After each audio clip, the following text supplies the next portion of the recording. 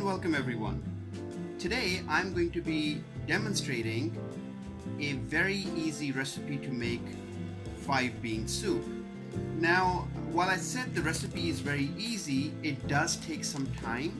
Not because the recipe itself is complex, but because I would not be using pressure cooker and I will be using the old way where I'm going to be soaking my beans for about 48 hours, which is going to take its time. Now, when you're soaking your beans, one thing you really want to be careful with is you need to replace the water or change the water every 24 hours. Changing water will do two things. First, it will make sure that no bacteria grows inside of soaking beans. And second, changing water will stop your beans from germinating. This recipe requires beans to have their integrity, so we are not going to be using germinating beans in this recipe. I purchased this pre-measured, pre-prepared packet which contains 15 beans, and for the ease I actually wrote the beans down separately.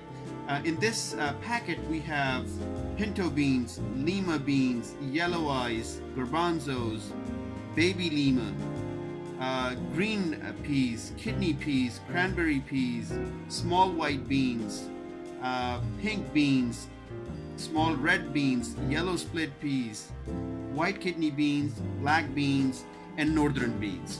It's a beautiful medley of beans, by the way. This packet was pre-prepared for ham beans recipe, but again, we are not going to be using any meat in this. In fact, we are making bean soup. Other ingredients than beans that we're going to be using are 1 whole onion. We're going to be chopping this and dicing this. 2 cans of tomatoes.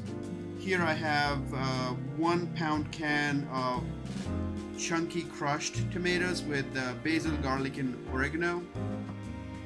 And then this can is my favorite fire roasted tomatoes, which are diced. But again, you can use any types of tomatoes, or you could also use fresh tomatoes too. It's just that making soup with those type of tomatoes will take longer time.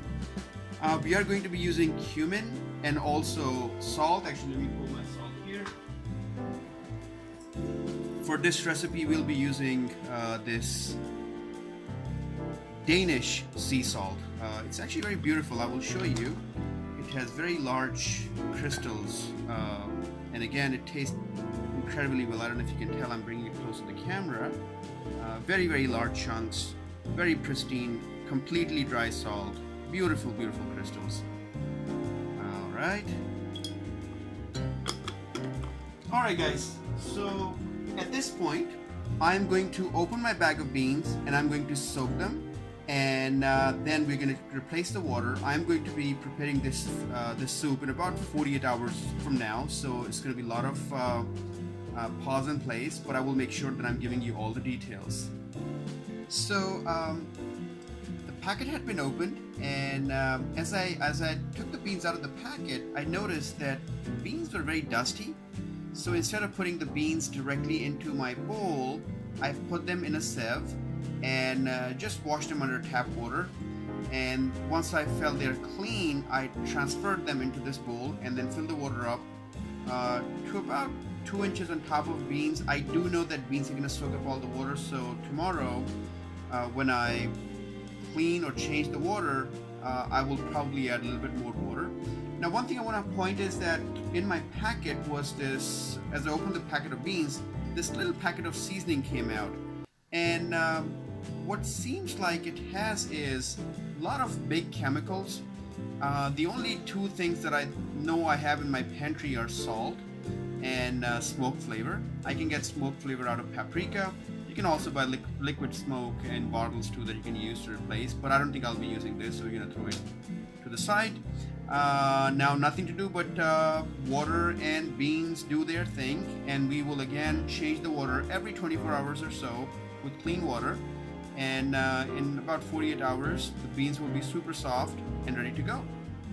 Alright, you guys, just wanted to go a quick 24 hours check with you. Beans have been soaking in. I actually just replaced the water, and most of the beans are actually pretty tender right now. In fact, if I want to, I can probably cook these beans fairly quickly Again, I use pretty much Dutch oven for everything that I prepare. One, I like it, and two, I find food to taste better when they come out of Dutch oven or cast iron skillets. But I'm going to let them soak. These soaked beans should be ready for tomorrow. Tomorrow is going to be 48 hours, and we're going to prepare our bean soup with these soaked beans. I will see you then. Alright, you guys, so 48 hours have lapsed, and at this point I am going to sieve my beans with a fine kitchen sieve, and then we're going to start preparing them for cooking. Alright, you guys, so beans have been sieved, and you can see how beautiful they look now with all the beautiful colors. Again, these are 15 different beans. And next thing I'm going to do is I'm going to take this onion, it's about medium size, and I'm going to dice it, and then I will show you how everything looks.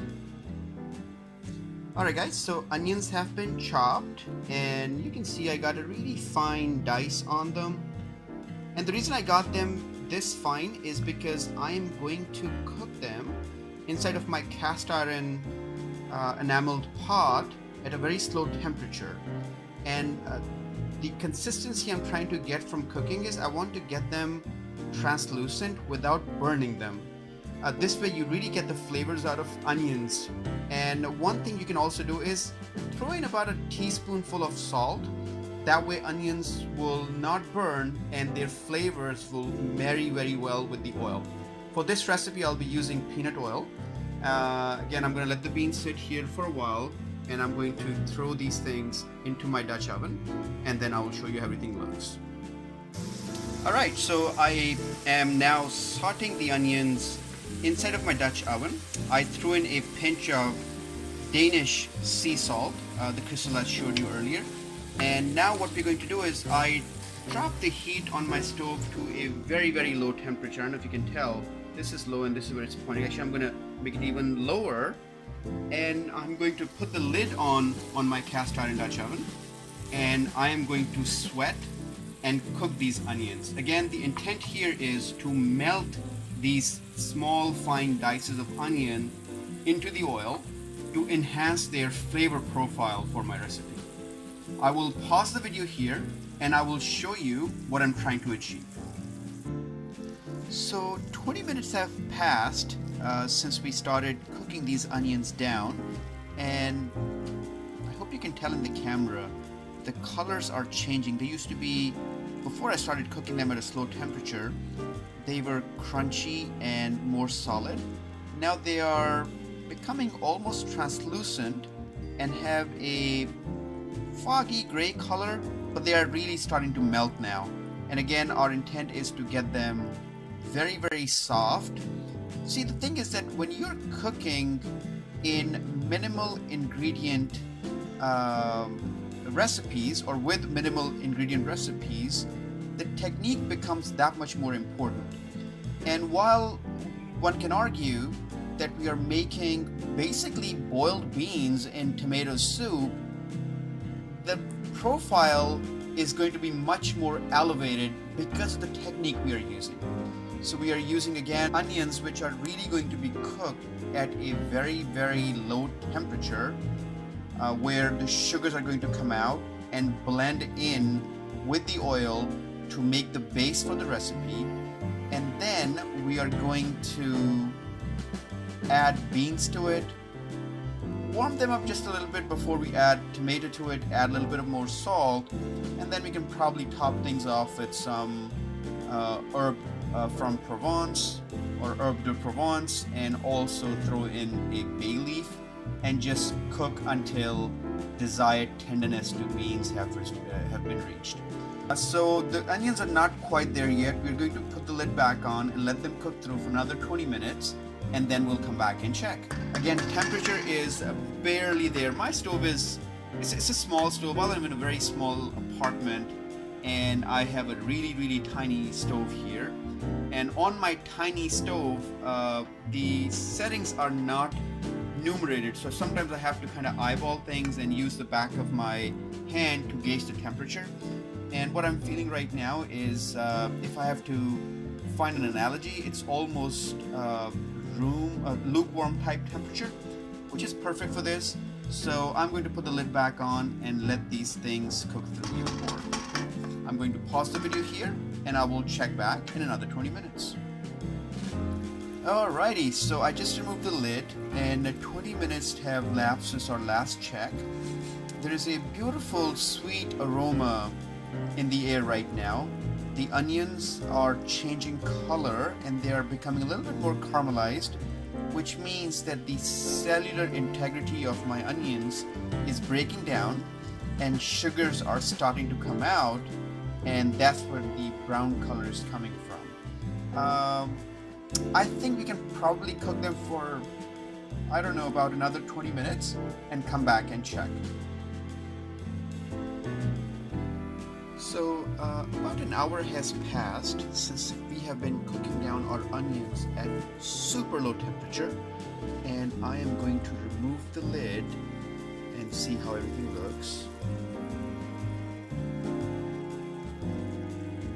The smell is beautiful, and I'm going to stir around a little bit.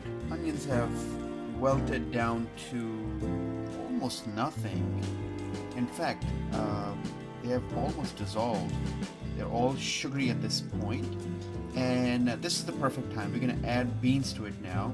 So in our demonstration, it took us about an hour to get onions to about this consistency. They're almost like applesauce, a little bit more grainy, but same softness and texture. Okay, I'm going to go ahead and pause the video, add beans to it, and then I will return.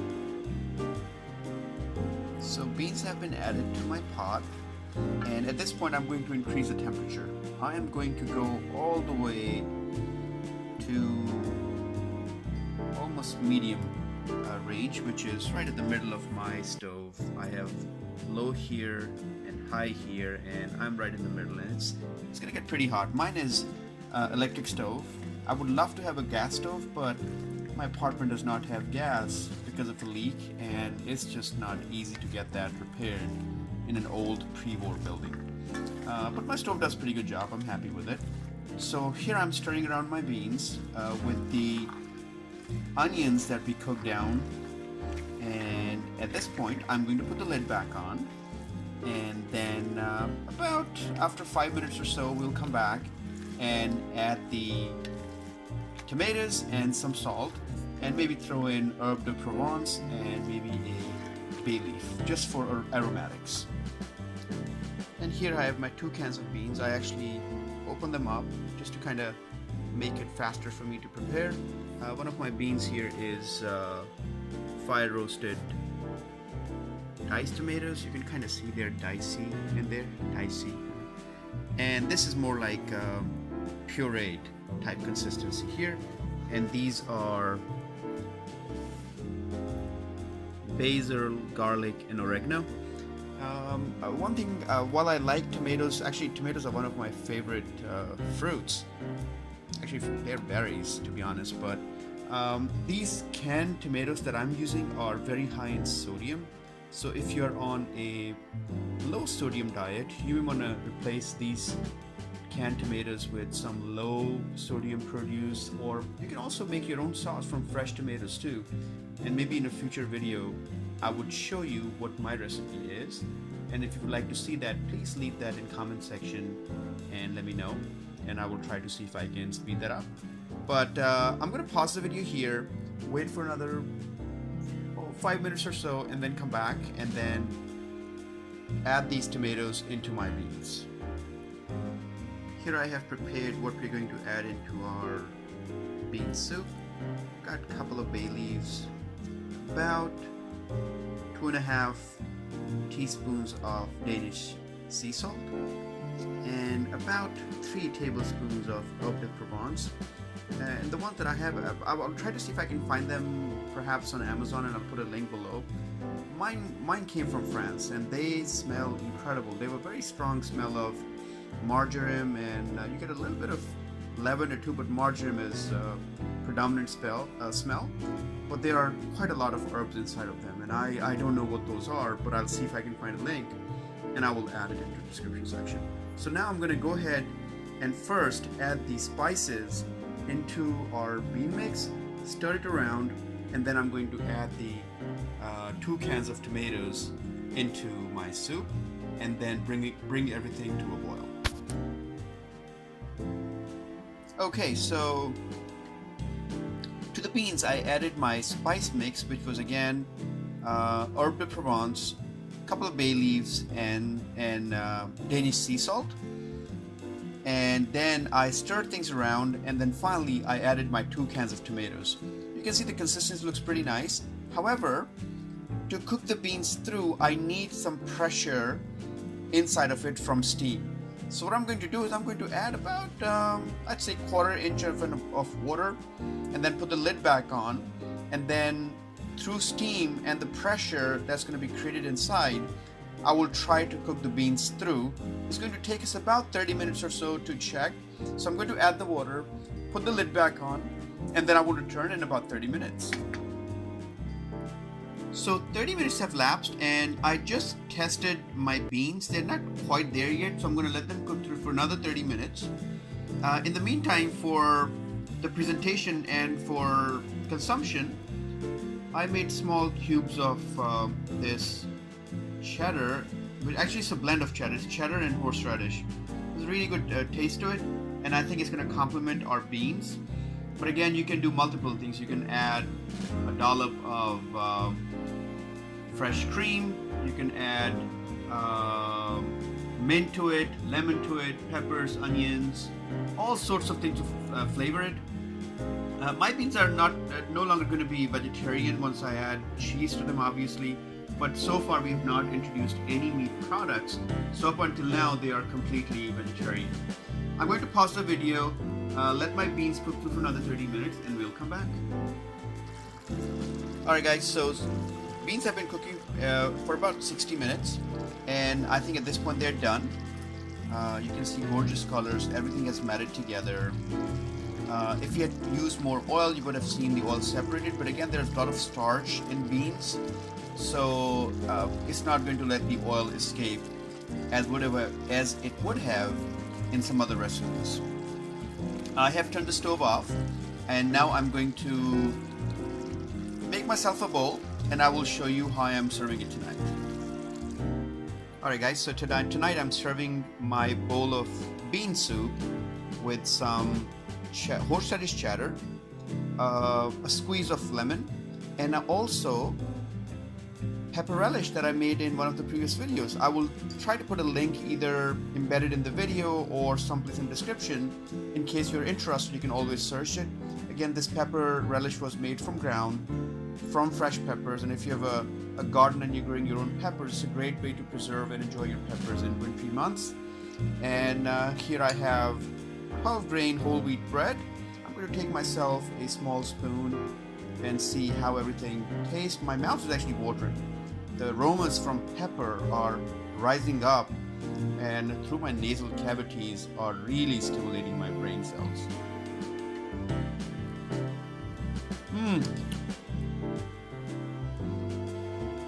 Fantastic. You guys, beans are perfect texture. Lemon flavor is really enhancing and accentuating the flavors, and I think it's a home run. I think I'm going to have myself a great time now enjoying this dinner, and I hope you try it too. And again, please do not forget to like, subscribe, and share, and let's make each other better people. Thank you very much for watching, and I will see you next time.